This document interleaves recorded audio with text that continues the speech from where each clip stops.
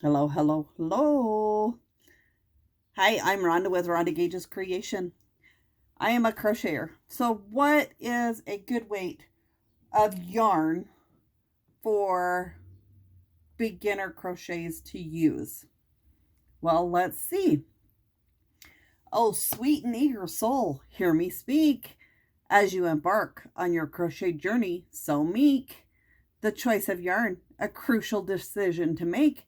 But worry not, for I am here to guide and aid.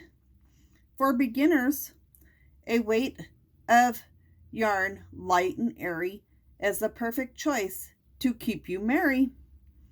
A weight that's not too thick nor thin, with a texture soft, gentle, and thin.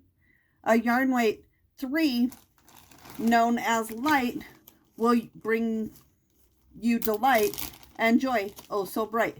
With a F hook or a G hook, you'll be fine, crocheting with some ease in no time. This is a 3 weight, really light. So let the yarn speak to your soul as you embark on this creative goal. Choose a color that speaks to you and let the hook and yarn do what they do.